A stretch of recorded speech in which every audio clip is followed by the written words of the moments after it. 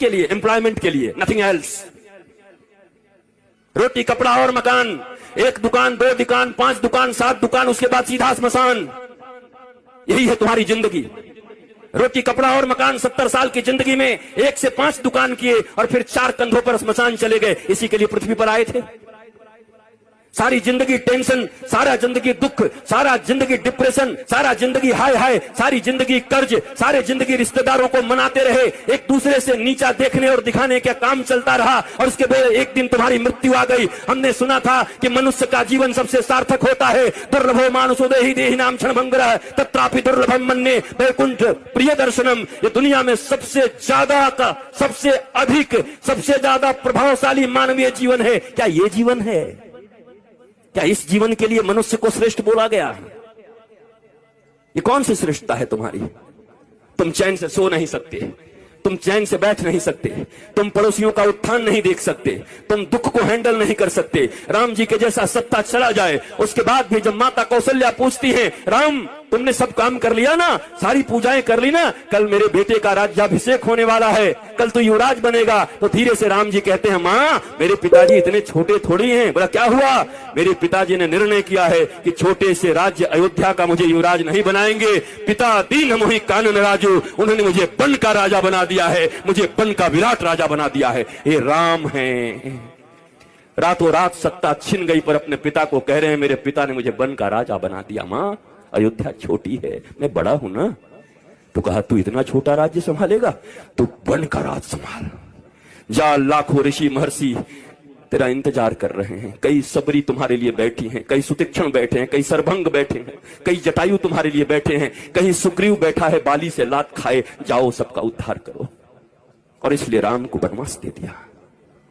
पर तुम्हारे जीवन में ऐसी स्थिति आ जाए तो तुम्हारे बच्चे आत्महत्या कर लेते। नंबर कम आ जाए, अगर पिताजी ने कह दिया, माताजी ने, अगर तेरा 80% से कम आया, शर्मा जी के बेटा से अगर तेरा नंबर कम आया तो मैं जहर खा लूंगी। बच्चा देखता है नंबर तो आया 60%, घर आते आते सोचता है आखिर माता पिता ने कहा है हम जहर खा जाएंगे, वो क्यों मरेंगे, हम ही खा जाते हैं। इतना प्रेशर क्यों पढ़ने का? क्या पढ़ा रहे हो? मशीन बना रहे हो बच्चों को?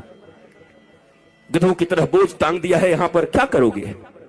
2 रोटियां ही तो कमाओगे ना, 2 कपड़े ही तो पहनोगे ना, इतने ही ना, किससे कुछ ज्यादा? रावण और राम की वृत्ति में क्या अंतर है? इतना ही तो है। रावण कहता है कि दुनिया में जितना भी सुंदर है वो सब मेरा होना चाहिए, सब मेरा है। राम जी कहते हैं जो मेरा है वो सबसे सुंदर है। यही राम और रावण के विचार में अंतर है। जो मेरा है वो सबसे सुंदर है। दुनिया का सब सुंदर मेरा करने में तो रावण बन जाओगे। इस वृत्ति का अंतर है। यही राम और रावण का युद्ध है। जो प्राप्त है वही पर्याप्त है, नहीं तो सर्वत्र दुख व्याप्त है। जो प्राप्त है वही पर्याप्त है। मेरे पास जो कुछ है वही है।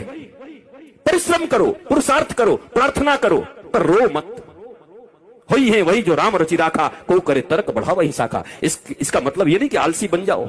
अगर मैं भी ये कह के पढ़ा होता कि राम जी का कथा होगा तो राम जी कराएंगे, तो क्या राम जी हमारे घर में एरोप्लेन घुसा देते एयर इंडिया को? क्या करते? हमें आना पड़ा, हमें निकलना पड़ा, वृंदावन से आकर के दिल्ली आना पड़ा, दिल्ली से हमें फ्लाइट लेनी पड़ी, फ्लाइट से आकर के रांची लेना पड़ा, रांची से 2.5-3 घंटे में हम और अन्नू बैठ करके साथ साथ में यहां तक पहुंचे, तब जाकर के बेरमो फूसरो पहुंचे। यहां घाटी ऐसी ऐसी, पूरा झारखंड।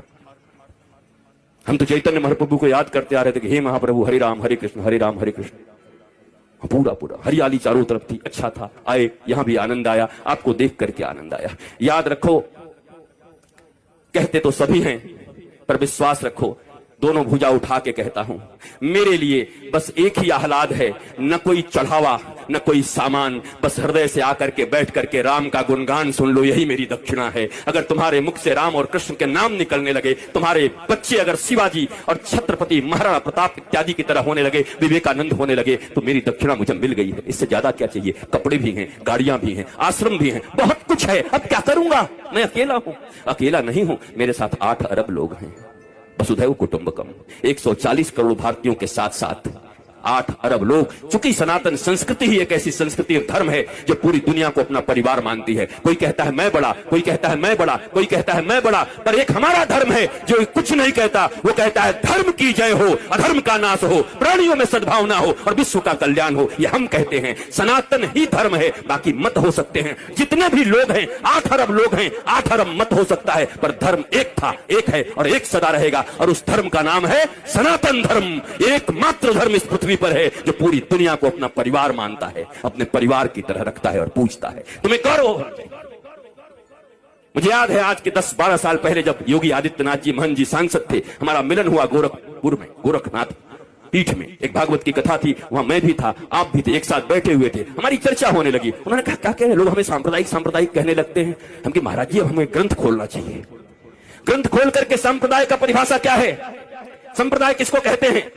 सम्यक प्रकार से हमारे पूर्वजों ने जो हमको प्रदान किया है, जो विचारधारा, जो अपनी विचारधारा, पवित्र विचारधारा हमारे पूर्वजों ने हमें प्रदान किया है, उसको कहते हैं सम्यक प्रकार से विचारों को प्रदान करने की प्रक्रिया को संप्रदाय कहते हैं। और अगर इसे संप्रदाय कहते हैं तो महाराज आज के बाद आप कह दीजिएगा टीवी चैनलों पर कि गर्व से कहो हम सांप्रदायिक हैं, हमारे पूर्वजों ने हमको जो विचार दिया है उसको लेकर के हम इस दुनिया में चल रहे हैं। लज्जा क्यों करते हो, शर्म क्यों करते हो? ये अनपढ़ लोग, ये गंवार लोग जिन्होंने मैकोले की शिक्षा विद्या पढ़ा करके तुम्हें पीछे की ओर ढकेल दिया, तुम सच्ची बात भी कहते हो तो कहने के लायक नहीं रह जाते हो। सांप्रदायिक कोई खराब शब्द नहीं है, संप्रदाय शब्द भारत का सबसे प्यारा शब्द है, सनातन संस्कृति का सबसे प्यारा शब्द है। पर तुमको संप्रदाय के लिए क्या पढ़ा दिया गया? तुष्टीकरण और संप्रदाय पढ़ा दिया गया तुमको। यहाँ तुष्टीकरण नहीं, यहाँ 140 करोड़ लोगों के संतुष्टीकरण की बात होती है। यहाँ 8 अरब विश्व के लोगों की संतुष्टीकरण की बात होती है। यह है सनातन धर्म। तुम्हें गौरव होना चाहिए अपने धर्म के ऊपर, पर तुम बैकडोर में रहते हो, पीछे रहते हो, क्योंकि तुम्हारे पास ज्ञान नहीं है, क्योंकि तुमने हिंदी नहीं पढ़ी, तुम इंग्लिश पढ़ रहे हो। न हिंदी न इंग्लिश, ये मिली जुली। मुझे ताज्जुब तब लगता है जब ये भोजपुरी सिनेमा के एक्टर भी जब टीवी पर आते हैं तो एंड आई इफ यू, अरे भोजपुरी में पिक्चर बनाए, भोजपुरी में बोल। ये हिंदी एक्टर जब आते हैं, सिनेमा बनाएंगे, हिंदी बनेंगे, कूली बनेंगे, गांव के आदमी, पर जब आएंगे तो एंड आई एंड दिया एंड मेरी जान, अरे हिंदी बोल भाई। तुमको इन हिंदी वालों ने सुपरस्टार बनाया है, टेटे टेटे इंग्लिश बोलता है बैठ के। पर हमारे देश में अंग्रेजी बोलना मतलब एजुकेटेड होना, ज्ञानी होना। ये भारतीयों, इस गुलामी से कब निकलोगे? इस दुनिया में सबसे रीच लैंग्वेज है तो संस्कृत है, और सबसे पुअर लैंग्वेज है तो इंग्लिश है। संस्कृत के पास 1,74,00,000 से ज्यादा वर्ड्स हैं। करोड़ कह दिया, अरब। इंग्लिश के पास कितने हैं? बेचारा हर साल 2-4-10 बढ़ाते रहता है। हमारी कितनी बढ़िया संस्कृति है, मौसी, चाची, मामी, वहां सब आंटी, पता ही नहीं कौन क्या। Brother and brother in law, बताओ